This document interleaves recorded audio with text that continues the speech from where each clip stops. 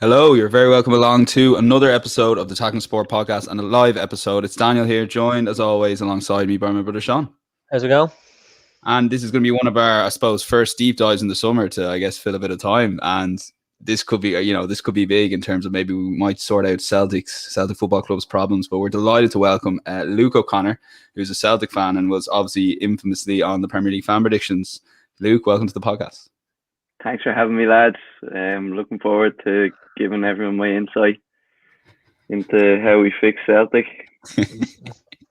Because just to give people a bit of context, Luke was obviously is a Liverpool fan as well, and for somehow in the Premier League predictions previewing 10 matches, got talking about Neil Lennon. Yeah. Well, I think in fairness, I was a bit harsh on Neil. I think in that. Remember the video circuit? He got sacked though, obviously, and then the video circulated with him on the piss in the pub, and so I won't comment on Neil. He's a Celtic legend. We'll leave it at that. Yeah, and he's doing well for himself. He's a pundit now and all. So yeah, I wouldn't feel too sorry because he'll definitely have work in the summer and that sort of thing. But what happened there like at that time, because Brendan Rodgers was doing so well. And obviously he left for Leicester City. Maybe firstly on Brendan Rodgers, were you obviously not happy to see him go, but were you frustrated that he wouldn't just see out the season? Yeah, I still think he definitely should have seen out the season. But having seen the way things are going now, you don't really blame him for leaving either. Now, obviously he said he was a Celtic fan and everything, so there is no real excuse. But if you take that away and just he wasn't a Celtic fan. That was all just for show. But Celtic weren't going to back him with the money or anything, and Leicester are, and he's doing a good job with them, so you can't really knock him. But he definitely should have seen out that season. But then when Lennon came in, the standards just seemed to drop with training and all. From what the players have said, what people on the inside, they all kind of said that the Rodgers had such high standards and Lennon just didn't really give a shit. That's kind of what the players are saying. And was it the case? So you've seen when Lennon, when they finished that season, he got the league or whatever. Because in fairness, we were level on points with Rangers at that time, and they bet us in the last Old Firm when Rodgers left, and then we won the league or whatever.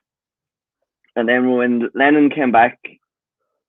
Was it that season or was it this? I think it was that season. He came back and he had a huge belly and all. And you can't. The lads aren't going to respect you if you're walking around like that. From the outside looking in, it just seemed like maybe he thought, this team will win the league forever, no matter what I do, and maybe I'll just focus on getting a big performances out of Europe and maybe let himself go a small bit both, maybe. Yeah. Preparing. But if you look at the players he brought in and who Rodgers brought in, Rodgers came in and he bought Sinclair, Dembele, got Kolo Touré on loan. That's not Kolo Touré is great. For the Scottish League, that's all right. And then this season, Lennon, Brian, Duffy on loan. They bought Albion Ajeti from West Ham for 5 million, and if they had paid $1 million more, they could have got Ivan Toney.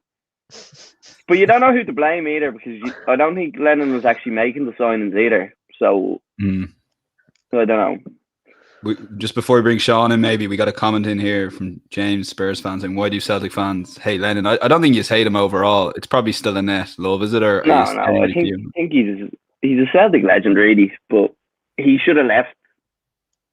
That put a bit of a sour taste, because he should have left in November. He should have left when we got knocked out of the Champions League qualifiers against Faros, whatever the fuck they were called. But he didn't. He kept staying, and then it kind of got to the stage where it was I'm just gonna stay because I know it's pissing all yous off. That's what I got from it. So that left a bit of a sour taste. But then there's the Dubai trip. Then yeah, but 2 cases. Down to Dubai. It's not that bad. It's definitely not bad, to be fair. No. Sean, your thoughts maybe on the Lennon saga, because Sorry, just looking back, actually, that's the run that we went on and everything after that. Like Lennon was going on, we need this. This is going to boost us now for the It was season. just after the old firm. Yeah. Oh. He sold it well. Sean, on like, because I'm very on the outside, and I think most people are in terms of keep an eye on things. But you kind of follow it, not obviously nowhere near the way Luke does, but you do keep an eye on things. And outside looking in, Sean, what do you think? No, this year has been, I don't think a season has gone worse for a club. Considering it was supposed to be a historic one, the 10 in a row, and everything that Celtic team has kind of been building up towards. Probably, I think if you're to have a really good look at it, probably where a lot of the problems start is the timing of Rodgers leaving. Because it didn't. Celtic had to appoint Neil Lennon then because they had to get someone in who knew a lot of the players and knew how the club ran. And I just think this year has kind of proven that he's maybe not as in touch with the game as maybe he was 6 or 7 years ago. Obviously hasn't gone on to do great things in other clubs that he's been to, in Bolton and Hibs, and you just think maybe did they need that extra kind of rebuilding job, and what Brendan Rodgers did there with the Invincibles and the trebles, it's certainly he'd done enough for the club, if you like, but I think the timing of it was really kind of bad, and certainly with that title, the 8 in a row, up for grabs.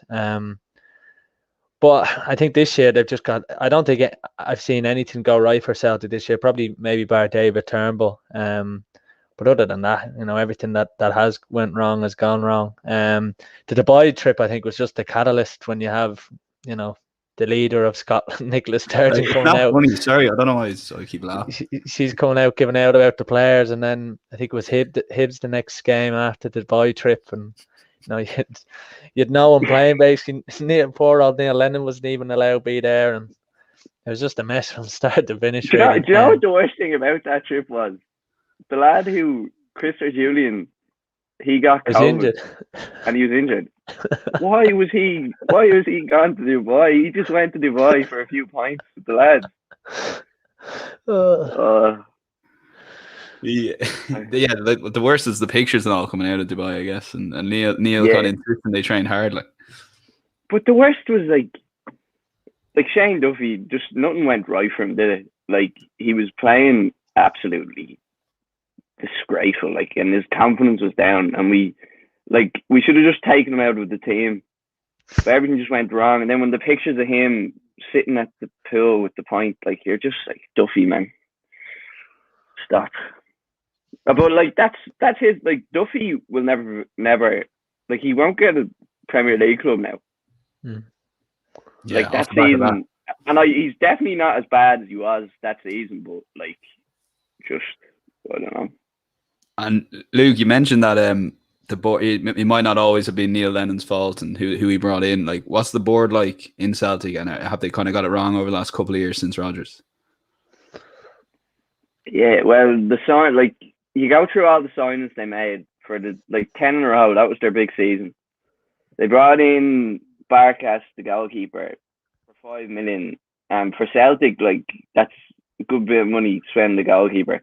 And he's the Greek international goalkeeper, and I haven't seen him make one save in the entire season. I don't know how many appearances he had, but my God, he was dirt.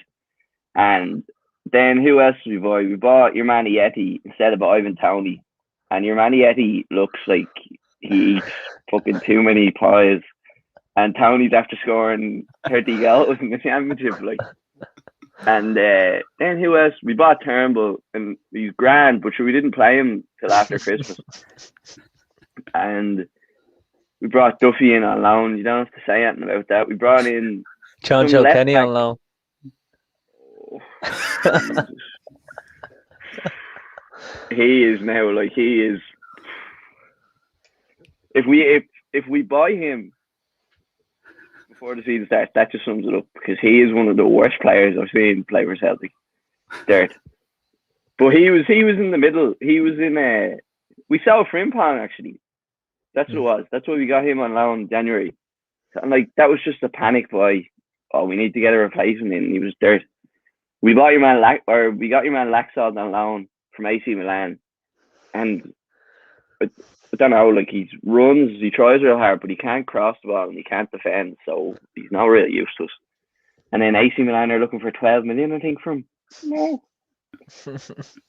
Who else did they buy? Like, this is their 10-in-a-row season. There wasn't one signing they made, like, you could say, would, like, the signings Rangers made. They brought in Kamara Roof and, like, good quality striker. Like, just everything went wrong. And you were saying last time on the podcast that was frustrating, and I can kind of see your point since you said it, that like Rangers, Gerrard's done well, like he's done grand, but Celtic have just handed it to him in a way. And I know that might seem a little bit like Gerrard's done phenomenal stuff, but it hasn't really. Like Celtic, he had no pressure this season, and he bottled the League Cup and he bottled the Scottish Cup. When, like, what was their excuse for not winning them? You know what I mean? I said all my mates were like, "Oh, I know it's hard for you to admit, but Gerrard's doing a great job." I said, if he wins the Scottish Cup at the end of the season, then I'll say, listen, fair enough. But he didn't. He bottled it. And you can say, oh, he went unbeaten in the season. There was no fans or anything in the stadium, so I don't rate any of that. I think Rangers are probably overrated, because every time we watch the Old Firm matches, like Celtic were playing them off the park, and then Callum McGregor scored an own goal. And then who got sent off in the last one? I was a centre half. Duffy get sent off? It was McGregor. McGregor got sent off. Oh, in the last one, yeah. Yeah. So, and we lost 4-1 or something. But sure, you can't read into that. But just as you said that, like I was sitting with you, Sean, maybe when Rangers lifted, or maybe I texted you and I said, geez, Gerrard's done some job. Just my not laziness, because it might be true, but like saying, oh, he's done deadly, isn't he? And Sean's kind of going, hold on a second now, Celtic. So you're kind of of the similar opinion, Sean. Oh yeah, like I'd say even this summer, even what's happened in the last 2 weeks, Stephen Gerrard must be sat home going, geez, I actually we don't even need to sign anyone this year. Just let Celtic run around, look for managers and stuff, and we'll still be there at the start of next year. I think what's probably elevated him in certain people has probably been what they've done in Europe, and like they haven't done a lot, but they're still getting to knockout stages of the Europa League, and I think the Champions League for them next year, if they get in, I think it'd be a really interesting task, or see what they do with it. Certainly with the fans back at Ibrox as well for Gerrard. But no, I've never seen a real capitulation like it for such a massive season with so much riding on the line with the 10 in a row. May never even get close to being done again. So I definitely think Celtic slipped up, and I think the cup, certainly in the way they lost those games, the St. Mirren game in the League Cup, it's just calamity. And then the goal they conceded in the cup, and the other one is, it's just kind of bonkers stuff. So there definitely is a bit of a chink in Gerrard's armour. It'd be interesting to see what happens next year, like I said, in the Champions League. If there's talks of them, signing a few players, and obviously Gerrard has that bit of pull factor now, and Rangers winning that, getting that monkey off the back, I suppose, winning the 55th or the first, if depending on your persuasion. But certainly they'll have a lot going for them next year. And I think if you're whoever's taking the Celtic job now, I think you've got a kind of a mountain to climb. You did all right in the Europa League. Who is it? Who is coming in for Celtic? Well, it's not Eddie Howe anyway. Yeah, come here, like, talk us through what happened to Eddie Howe. I was just about to come live, and I was chatting to a couple of lads, and they're like, "Oh, sure, Eddie Howe's getting that." I go, "No, wait to hear what's happened." And I go, "Well, I don't know what happened, but basically he was ready to go." And apparently, it was like he wasn't getting the players he wanted in or something, or like, I don't really know. I just seen the headlines that it wasn't happening. I just put the head in the hands, and that was it. And then when I seen your man's name the next day, Ange. Yeah, we're going to go with Ange just for context. Ange Postecoglou or something. I seen him and I was just like, oh my God. It reminded me of Rangers getting your man Pedro, yeah, Casina or something. Just it kind of reminds me of that. Like, I'll back him if he comes in. No, and I think like he probably would be good, but I don't think he's going to come in. We're going to win the league again. Like, I think he's gonna build a team or whatever. And I think after last season, you needed someone to come in like the way Rodgers came in. Like I think Eddie Howe would have been similar to the when Rodgers came in. Like the season tickets and all just went up. Everyone rallied behind the team. It's not going to be the same feel now. And and with the pull power as well, like players are going to sign for Gerrard. They're not going to sign for Ange, are they? Ange is the first name, isn't it? Ange. Yeah. Like I'm just thinking of all the memes, and if he comes in, it's like they're doing the Arsene Wenger No, thing. but did you see today? No. I read something today that apparently we aren't even going to get him. Yeah. There's something about what was it? Is it a visa or something? No, I don't think he has I'm not sure if it's the pro license, or I don't think he has the right coaching credit. It's like the lad at Dundalk. The summer camp. Yeah. What was the summer camp story again? Sorry, I lost. The guy with Dundalk, he the only thing that he had literally on his CV was that, well, he was a coach, but the only thing that he had managed was the AC Milan youth summer camps, basically. And then, in fairness, he got Dundalk to the Europa League, and then they were fined 50 grand for shadow coaching because he couldn't stand the technical area because he didn't have a pro license. So it's no, you need to have it to get a top job. Certainly, you need someone at the club to hold a pro license. I'm not sure if is that actually it. Yeah, you need what's someone wrong, on. no, but is that what's wrong with your man? Oh, I think it is. Yeah, it's something to do with his coaching qualifications. That's the one not doing a background check. That just sums it up, doesn't it? Like, how are you meant to? Is there any genuine alternatives that you think could actually get and would do a good job outside of Eddie Howe? Nuno in. Nuno. But like you won't have. Yeah, I didn't want to say. Yeah, him, he'd be good. I'd actually probably prefer Kane than this lad because at least Kane will come in and he won't take shit off the board. And this is how Keane gets you. What? This is how Keane gets I look at Keane going, he's going to be amazing. True. Yeah. I just don't look at what he's done in the past. That's years ago. When's the last time he was managing 10 Ipswich, years. was it? 10 years. Yeah. Sure, what? Who was he working? He was worked under Martin O'Neill, Paul Lambert. Who else? That's his two assistants. Yeah. Do you see the best was when they announced on Sky that Rangers had won the league and stuff, and Roy would he congratulate Rangers, and he was like, no, Celtic will bounce back like all great clubs did, and then everyone was like, oh, here we go, Roy Keane for Celtic. He understands it. Yeah. They were talking about Bielsa coming as well, but there's actually there's no options, is there? No, a couple of months ago, we didn't get Howe. We actually have to get this Ange lad now. Yeah, there's a lot of names touted. Like one of my friends from college, a big Celtic fan, he was getting a bit excited at one stage. He goes, "Could Jose come? It's a Jose kind of club." And I was like, "Oh, I'm not sure. I'm not sure now with the budget suit, but it definitely feels like Celtic kind of missed the boat." We see Connor's comment in there, Dan. Do you want to talk about it? Yeah, Super Frank Lampard. No. It's bleak, isn't it? No. Frank won them the Champions League, didn't he? Yeah. No. Chelsea are too British. And if you follow Chelsea and you're from Ireland, I'm sorry, you need to have a hard look at yourself. And you know what another thing annoyed me was when Rangers won the league and all them Liverpool supporters putting up the picture of Gerrard with the trophy. Have a hard look at yourselves, lads. And say, you can say what you want. Oh, it's 2021. So what? You seen all the Rangers fans out supporting.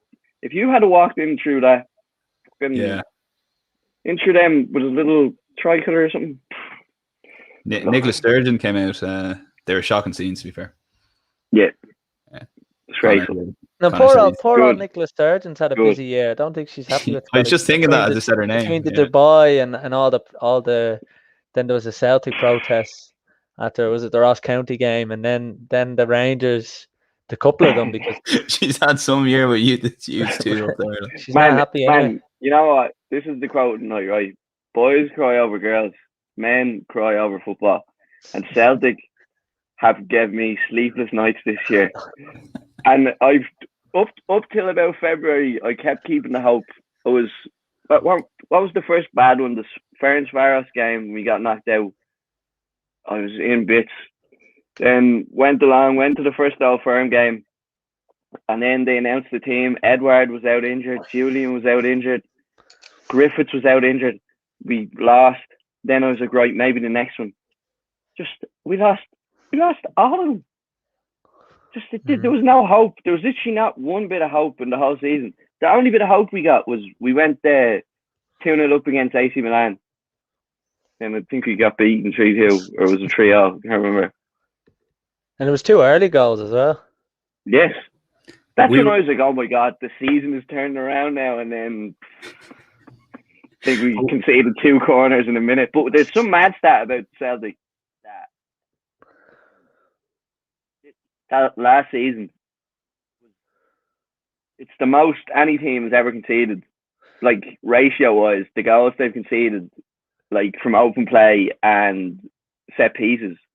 Like, it's the most any team has conceded from set plays, from their percentage of their goals. Like, if you go back and watch Celtic season, every single goal was a cross from a corner or a free kick, or the lead up was like a few seconds in between it.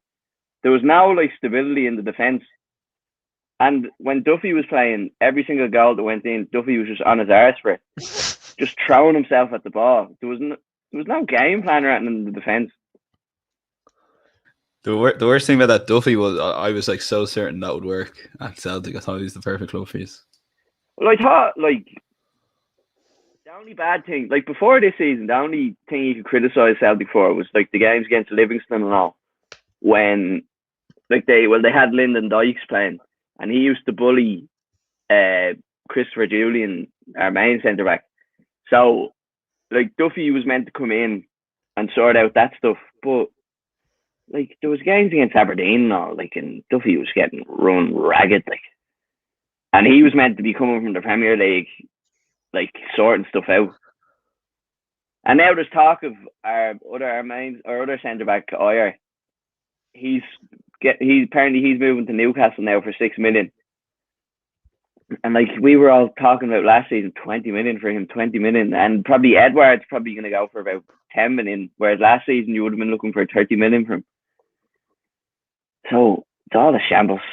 And then the worst thing about the club is they're trying to get people to renew season tickets. So they got all the players there on their stories on Instagram. Can't wait for fans to be back. And like Odson Edward shared it on the story. And if anybody thinks he's staying, they are deluded. But obviously the club are just saying like, we'll get these lads to put the story up and fucking sell a few more season tickets. Like, would you take? Is he definitely gone? Would you take 30+ million from him? Yeah, but sure, we won't even get. We'd be lucky to get 15. I'd say he's a year left in his contract. Like Rodgers wants him apparently. Yeah, it's just when you start, Luke, you start remembering things, and a point you're going to make in a minute turns into 5 minutes, and you seem to upset yourself a bit. And it's tough to watch.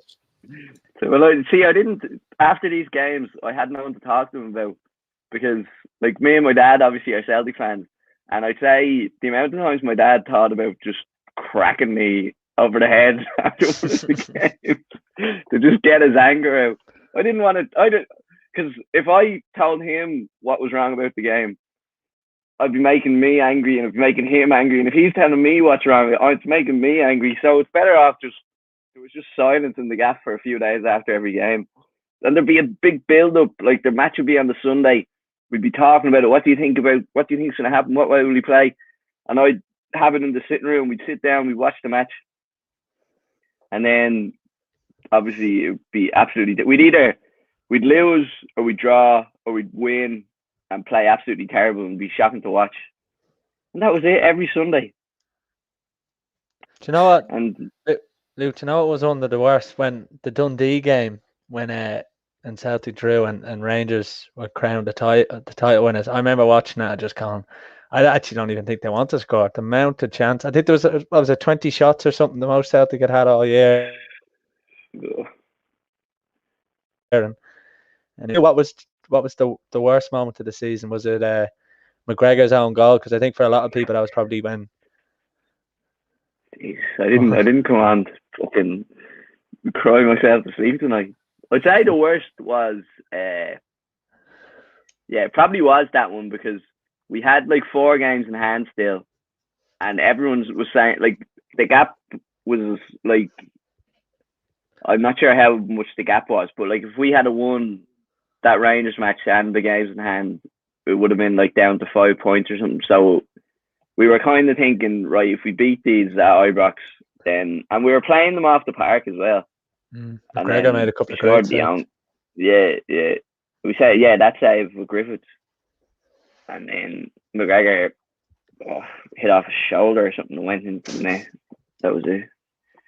Then after that, you kind of knew. But no, I didn't actually know, because I was like, right, maybe the next one will win that, and then we'll get it all back. But we just went to Dubai, and then it all comes back to Dubai, doesn't it? It does, doesn't it? Yeah. Like either before Dubai, after Dubai, and obviously during Dubai as well. There was just no need for Dubai at all. At least Bruni got. I'd say Bruni got a nice few parties there. So that would have been. I'd written on my notes here, and it just said don't mention Dubai, but sure, you keep bringing it up. I didn't actually. You did. Did I mention Dubai? Yeah. I was gonna decide when to bring the shining light. Dembele scored last day of the season. Yeah, I don't even know, man. Like he's not really. I don't think he is what we think he is, really. Like whenever he does get, like, he scored in the last day of the season, but before all that, like I suppose he hasn't really been given a chance. But I don't think he is going to be given a chance either. I think he could be off soon. Yeah, I think he's just going to leave. That's the talk anyway. So I kind of just stopped. Like, towards the end of that season, we should have just been playing all them lads. But Kennedy was playing the exact same team that played all the way through and were diabolical. And playing lads that are on loan. Jonjo Kenny. Like Elianusi and your man Kenny. Like, surely there's a right back in the academy or something. And I guarantee he's better than Jonjo Kenny. Because my God, he was is. Jonjo bad? I haven't seen him playing for you. Yes, I don't actually know what, like, I thought we're getting a lad from Everton here. Surely he's all right. Is that Schalke and they got it? Was it? Is that what it was? When the Bundesliga came back, I was real into it for a couple of weeks, as Sean will tell you. But I remember going, geez, Jonjo's playing all right for Schalke. He wasn't like they were shite, but he never thought it was terrible. But I always thought he'd have done all right when I saw you signed him, but obviously hasn't gone well.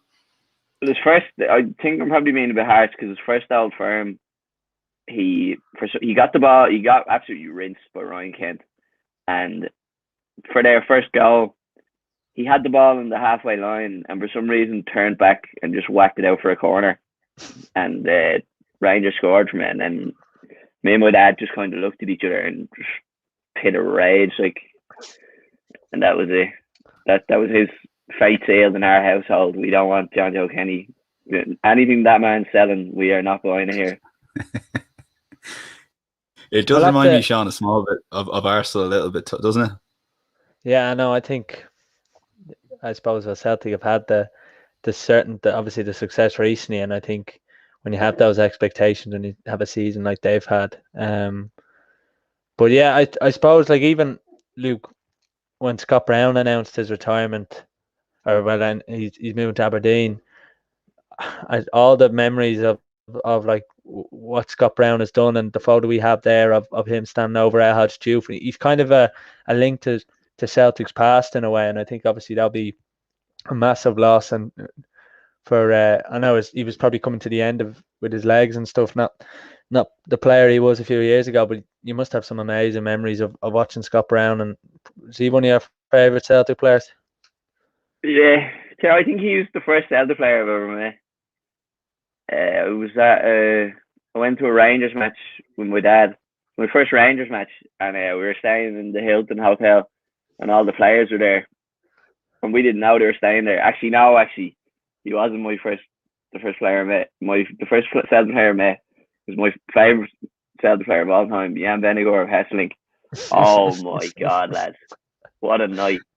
We were in that hotel, and the bar of the hotel, we were about to walk into it, and my dad goes, "Wait there." And I waited outside, and he went inside, and he was talking. He obviously spotted Big Jan, and he was talking to him. Then he walked back out, and he goes, "Jan Vennegoor of Hesselink is sitting in the corner there." And I was like, no way. I started doing laps around the thing. I was doing the shear around the place and all. Went in. We were talking to Big Jan all night. Got the picture with him.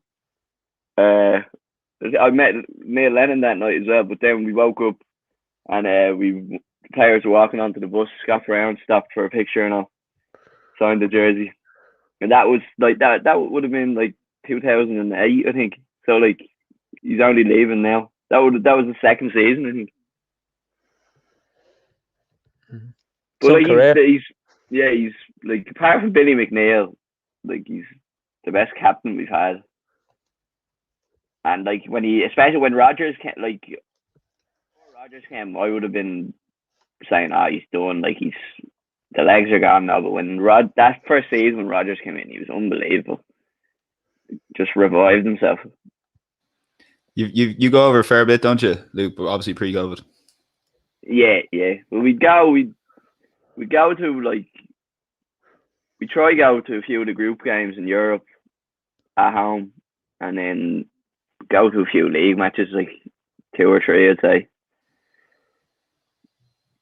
What's the Champions League games like? I'd say there've been some. I went to the atmosphere live up?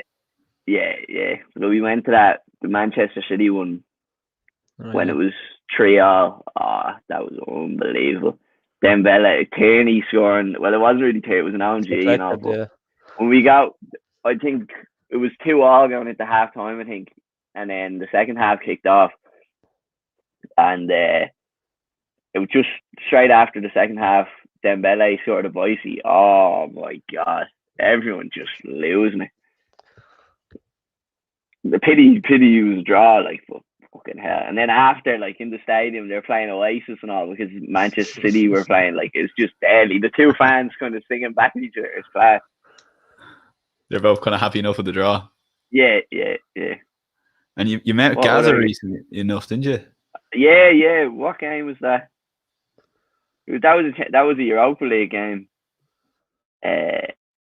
Jesus, I can't remember who we were playing, but he was staying in the same hotel as us. It was me, my dad, and my uncle, and we walked into the bar, and I go, "That's fucking Gaza sitting at the bar there." And my dad goes, "Just stop, man, that's not Gaza." And then we sat down, and then my dad was looking down and goes, "Jesus, that is Gaza." And I was wearing the Celtic jersey, and I go, "Here, I'll go over and get a picture with him for the laugh." And I walked over with my dad and asked him for a picture, and he just started wetting himself laughing. He was fucking locked, like. He got a picture with us anyway. Then we went off. We went back to our table. Then he came over then, sat and drank with us before the match. He was just telling the story, you know. It's funny, like. But he was over in Glasgow. He just does the, like, I don't know what you call them. He does the talks with the supporter club, the Rangers supporter club. Yeah. That's how he makes his money. Just gas the way, but I don't think, see the way that happened, like, we could sit down with him even after he done the flute thing and all with the, I don't know if you know about that, but like, he's done all that. Just with the listeners, tell them the quick story of that. I'd rather not. But so he, like, I don't think if a Celtic player and Rangers fans, I don't think like the same thing could happen. I think that's how you define the two clubs. I was just going to ask about the rivalry because you brought it up at the start. Like, it's like everyone loves watching Old Firm, like in Ireland and England, and they know a great rivalry, and that makes the matches. But there is genuine, I guess, hatred, and it's a tough kind of thing to talk about. I know I don't want you putting your foot in it here or anything, but like the two fans are definitely polar opposites, I guess. Well, they're just scumbags, really, to be fair, because you see what they done when they won the league. And, like, I know Rangers fans well. Like, there was a lad who used to live near me in my estate. We got on with each other and we had the crack, but most of them, and you see, remember when they played in the UEFA Cup final in Manchester against them in St. Petersburg, and they absolutely destroyed Manchester when they went there. And Celtic, when they go away, like when they're in the UEFA Cup final, they got voted best fans and all. Just we're cut from different cloths. Yeah. Like did you see all the videos of them, of the Rangers fans when they won the league? Like lads shitting on each other and all. Disgraceful stuff. And like, and now I'm sure, like, obviously there is Celtic fans that's bad. I've seen absolutely terrible stuff getting the ferry over and all, but nah, they're different. Well, the ferry's a bit of crack as it going over. Yeah, it's good. Well, we, like, if we were doing, like, sometimes we'd go with the supporters club, the now Porrick supporters club, and we'd get the bus up to Belfast, and then we get the ferry over to what's it called? Can't remember what the port's called there, but then you drive from there on the bus to Glasgow, and you actually get off at Celtic Park. You go to one of the pubs. There's this pub called the Turnstiles. Look it up. Absolutely disgraceful. Don't know how it's open. You go there for like an hour, not even an hour. Probably you get like 2 drinks before the match. Maybe if you're there early, you go in, and then you have to leave the match straight away. Leg it out to where all the buses are, and there's about 100 buses. Like how you're able to pick, how we find our bus, I don't know. And then like that's it. You drive straight back to him. Sounds class, to be fair. It's Luke, go on, Sean. Would you ever like to see? I know there's a lot of talk of, certainly in the aftermath of the European Super League. Would you ever like to see Celtic and Rangers play in England and play in the Premier League, or even like have to fight their way out of, say, the Championship or League One into the Premier League? Do you ever see that as a viable option? Yeah, I think it should. Like you look at Cardiff and Swansea, and like there's a Welsh league as well. So why aren't they playing in that? When you look at Celtic and Rangers and how big they are, when you look at the following they have, no other team in England, bar obviously United, Arsenal, Liverpool, and a few others maybe, have more following than them clubs. Like every single week, 60,000 in Celtic Park and 50,000 in Ibrox, no matter who they're playing. If you put Celtic and Rangers in League Two, they'd sell out, I'd say, most weeks still. So you're seeing that even when Rangers got liquidated and then they were in the bottom division, like the fans still went, like selling out the stadium every weekend still. And would you be happy to the 2 teams to start in League Two and work their way up? Yeah, you couldn't just throw them in the Premier League. But sure, like if you were to throw Celtic and Rangers in the Premier League, the team obviously isn't good enough to play. Like, and they're not. You can throw the money at it all you want, but that's not going to work. If they were to do it, they're better off going into League Two and building up. And I bet, like with the support and all, like they'd be up in the Premier League within about 6-7 years, probably sooner than that. Like the argument would be like obviously the death of Scottish football and all that. Firstly, is that would probably be the case, but do you ever actually see it happening, say 10, 15, 20 years down the line? No, I don't think so. Like, I saw there was some talk. It might have been like with Belgian clubs, or was it French clubs or something? France, I think, yeah. What was it, Sean? Or do you know? I think there's been stuff before about, I think it was the French league, because there's always talk, because obviously Celtic and Rangers, they kind of come as a bit of a package to certain things, and certainly the Premier League, a lot of people are talking about that, but I think it was the French league a while ago, there was talks of maybe Celtic and Rangers entering in that, but I think Luke's right with the money. I don't think they could, people say with Celtic and Rangers getting the top 6 in the Premier League, I don't think they would, but I think if you gave them the money that a lot of those Premier League clubs and a lot of clubs, say like a Watford or a Bournemouth, get even compared to Celtic and Rangers from TV broadcasting deals, I think Celtic and Rangers would certainly be in the top half of the Premier League within 4 or 5 years. Thing with the Scottish football, I think you're right. I read a few articles actually when that kind of idea was put out about the death of Scottish football. Then a lot of people say they might go and support their team a bit more because it might be a bit more competitive. It won't be Celtic and Rangers winning, league after league, but there certainly won't be any sort of broadcasting deal really. So I think Luke's right. I don't think we'll see it for quite a number of years, and if it is, I think it'll take a lot of planning to get done, and to incorporate both Celtic and Rangers into English kind of top flight action. Yeah, it's one of those situations. Like, it's something you mentioned there, that they are two great clubs, not just the supporters, the history. Fairness to Rangers, they also have a good record in Europe, relatively, but obviously Celtic, recent years especially, they've been amazing. I think English football would be a better place with them, but obviously it's realistically probably not going to happen. But are you, like, when you go to, like, I was going to say, are you bored of the Scottish Premiership? Because I know, like, when I try and follow League of Ireland as best I can, the shortened teams, they don't have 20 teams. Like, the way the system is in Scotland is like 12 teams. It still isn't it 11, 11, 11, then splits top 6, bottom 6. And I remember looking at the table as a kid thinking, how are Kilmarnock ahead of Aberdeen here? There's 3 points less than them with 3 games to go. And I go, okay, maybe I don't get the system. Oh, what's going on?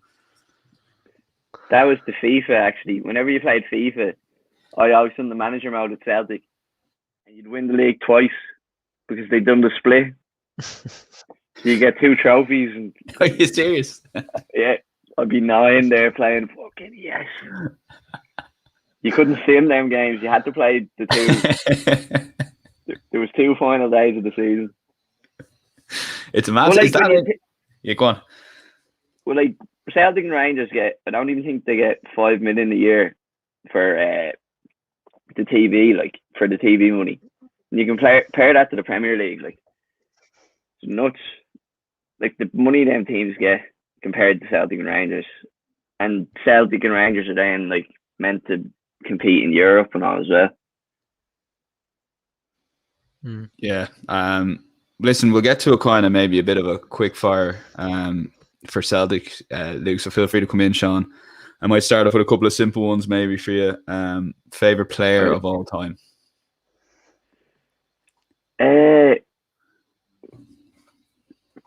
Well, it has to be Jan Vennegoor Hesseling. Has to be, like, lads, like, obviously lads like Paddy McCourt, Nakamura. Like, I used to love, actually, my first favourite player was Alan Thompson. Used to love him. Left foot. Used to take the free kicks, yeah. He was deadly. Here it was him, then Jan Vennegoor Hesseling. I like Paul Hartley as well. I'd have to say Big Jan. Big Jan. That's amazing. Like, on all Did the you ever players, get his?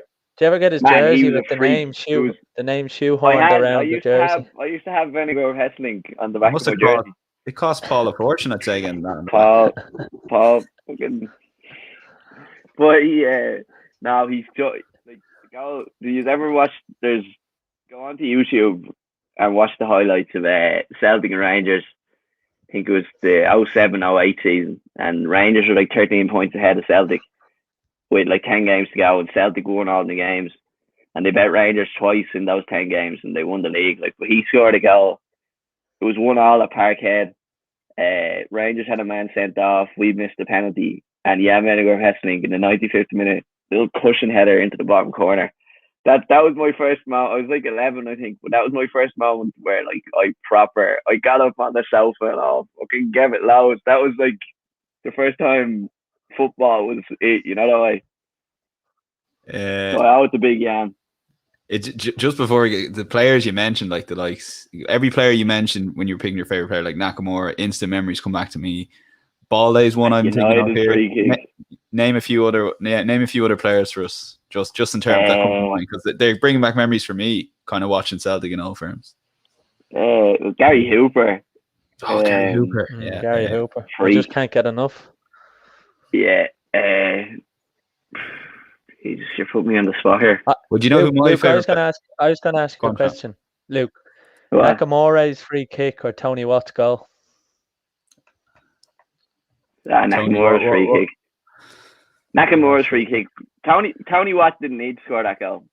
have just held out. I know Barcelona ended up scoring, but we would have. Yeah. That was just because we had the cushion. I have a thing. That Nakamura free kick, that United game as a whole, actually, Arthur Boric saved the penalty against Louis Saha. Unbelievable stuff. And then, like, I know that was a group game, but we would have beaten United on aggregate because they beat us 3-2 then at Old Trafford, and then we won 1-0 at Parkhead. Quality. But even that, like, that Celtic team, them players, Jesus. Seriously. Zaraski. Do you remember him?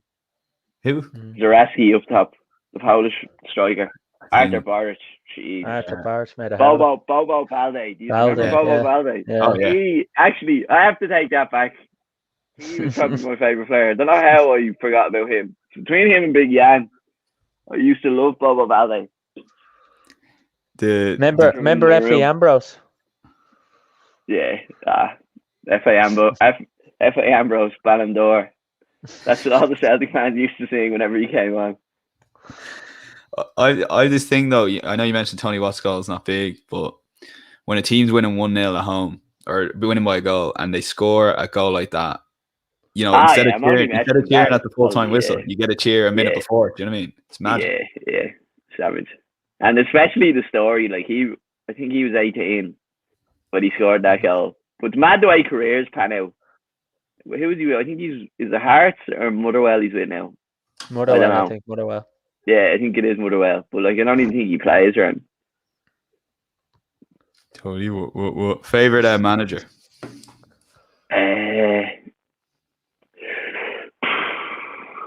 I'd say probably Gordon Strachan, just because I was kind of starting football when he was managing, like, and then they won 3 in a row with him. So, and like all my kind of favorite players would have been playing under him. Yeah, he did a great job because I remember him coming in, and I was a similar kind of age to yourself. Who was he in charge? Was he in charge for some of the Champions League nights then? Was he in charge for Barcelona? Well, he was the first manager that got us into the last 16 of the Champions League. Good. Yeah, I think it was AC Milan we played when Kaká, it was unbelievable. Do you remember mentioning AC Milan? Do you remember the incident with Dida? I do actually. The fan running on. Yeah.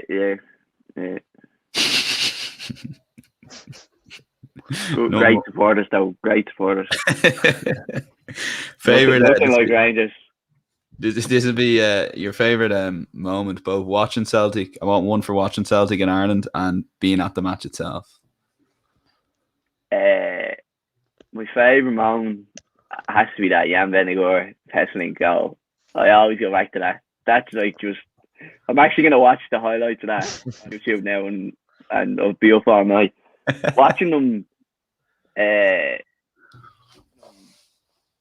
Probably that Dembele goal at Man City. Just the crowd going wild. Like, do you ever wish, like, because I know you've the Premier League club Liverpool, but like Celtic's your out and out club. Do you ever wish, like, I know like there are Irish people that support Celtic a lot, but would you ever wish it was like everybody? Maybe, I don't know or maybe tell us a bit, like, was that the case 10, 15 years ago? It just seems there's not as many Celtic fans, and the Premier League's kind of taken over a little bit more in Ireland. I don't really mind. Like, I kind of hate the whole. Of course, Celtic. Like, I hate all that. Like, you can't just say, "Oh yeah, I'm Irish. I like Celtic." You need to support them. Like, I'd go. Me and my dad, we go to matches with like the supporters club sometimes, and you'd get lads only there for the crack, that way. And like you'd go to a game and you'd lose a match, and like you'd be raging, and them lads would still be drinking and all on the way home. And I just hate that whole. I hate the whole party culture, like, especially with Ireland. Like, me and my dad went to the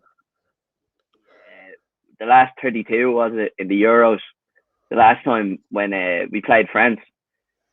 And I remember we were meeting people over there and all, and we were like, oh, Jesus, we feel great. Like, we think we'll get a result here and all. And I'd say most of the answers from people was like, yeah, but it's just great being here. I just hate that attitude. Like, you may as well fucking go and win it. Yeah, it's not for the piss up. If you support the club, Yeah. you have to fucking stay in on those Saturday nights and have a little cry as well. Well, It's not just the good times. As Sean, Arsenal fans, you lads know. I know, like, as I get older, I think I actually got worse. I think I went a couple of years where I just ignored them. Not ignored them, but I managed to get over defeats quicker. And it's just the older I get now, the worse it's getting. I'm obsessed with the club. Yeah. It's sad, isn't it? But I know what you mean. Like, Sean, you remind me of Sean. Like, would you actually not be able to go out now after a bad defeat for Celtic? Depends on. No. I'd flip, man. If anyone said that and like about it, I'd just chance. Depends. Like, now this season probably not, because so bad. It was like that. So it didn't really matter. I was kind of half expecting it that we were going to lose, so it didn't matter. But normally, like if me and my dad went over, we lost the game. Like, we'd be pissed off after it. Wouldn't be able to like brush it off and like, we'll just enjoy the weekend. That's not how it works. Go sightseeing. No, sightseeing. In Glasgow. I can bring you to every Celtic pub in Glasgow. I can't bring you anywhere else. I'll leave the last word to you, Sean, if you have any final questions. But just on Luke, I just want to bring this to you, Sean. It seems that he reminds me of you with Arsenal, because I know what I think I'm into as much as you. I do think you take to the beats a little harder than I do. He's gone frozen now on us, Luke. So. You can't leave it. I know the feeling. Yeah, it's can be awful. But I think with things like that, I think it just makes the glory days better, and that's what I'm praying with Arsenal, is that eventually it will come, and in a couple of years' time, maybe 10 years' time, when we win a league or something, they will make it that little bit better. But no, I had a bad night. Watching Chelsea win the Champions League. I was just going like, what are Arsenal doing here? And then the fact that I didn't realize there was that many Chelsea fans in Ireland. I didn't know all my friends were Chelsea fans with all the Instagram posts. Yeah, but anyway, hopefully one day Arsenal will get there again. Do you think Arteta will do it? Kieran Tierney might. You reckon he'll be gone? Like, yeah, if I was him, I'd give it another year and I'd be gone. Just before we get to that comment, Luke, Tierney, he's a proper. Thanks very much for him. Now he's a proper player. If we had 11 Tierneys, we'd be doing all right. Like. He was another one where the tears came out when he left.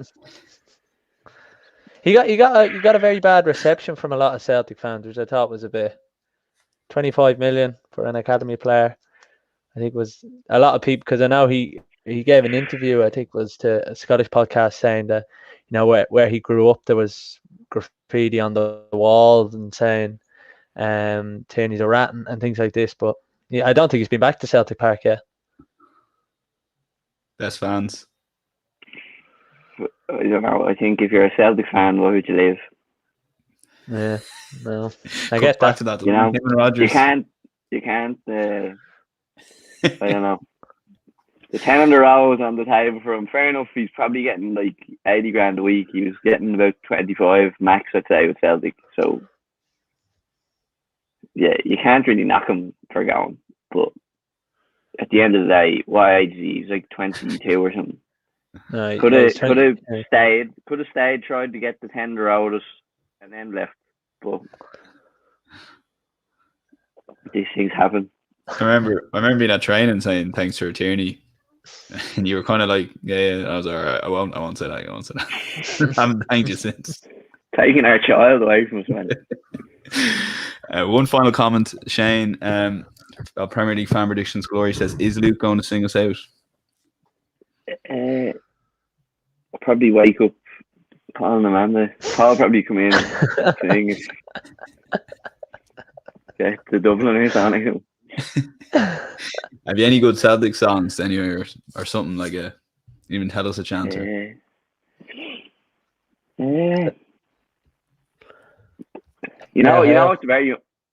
very underrated song. Remember Stuart Armstrong? Yeah. You ever hear his Celtic song? Well, it's not. It's His more blood the is song. fine. Yeah, That's a great quality. song.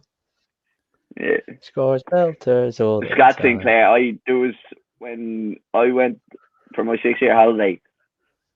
I was in Magaluf and I must have sang "Oh Scotty Sinclair" fucking close to 5,000 times, and like there was Rangers fans everywhere as well. Remember we were in a nightclub and there was a lad with a Rangers jersey on, and I just start belting out "Oh Scotty Sinclair." Disgraceful. That's it. That was a great song, to be fair. That was unbelievable. Yeah. He did a great job for you. Where is he now, Yeah. Sean or Luke? Do you know? Preston, isn't it? Or is it Preston, isn't it? Is that Preston? Yeah. His He's his doing, wife's he's from doing is decent, off isn't he? Corrie. Yeah, Rosie. There you are now. Yeah. Luke, listen. Well, like five on. million for him. 5 million for Scott Sinclair, and look what he done for us. Why couldn't we just buy one of him last season? Get a nice lad. We're saying Patrick Roberts on loan. Yeah, I'm sorry. That's good. I know, I hear you. But I had a question now. That I was like, I'll ask a question. No, we're leaving. Right, go on, ask me. I was just going to say the point is that you're spending money and you're just not getting the players. That the recruitment's not as good as it used to be. You know. Simple as that. No. Luke, thanks very much for coming on the podcast. It's been a great chat. No bother, lads. Enjoy those YouTube videos you're going to watch. Thanks very much. Thanks. I'll send you the links. Send us a couple of links and I'll throw them up on the Tackling Sport tomorrow. This will be back on a podcast. Podcast Forum. Thanks, Mill, for listening on the live show. At Tackling Sport, we'll be back on Thursday and not long to the Euros. So my thanks to Luke. Nice one, lads. Cheers. My thanks to Sean. Thanks. And yeah, we'll chat to you on Thursday. Have a great week and we'll chat to you then.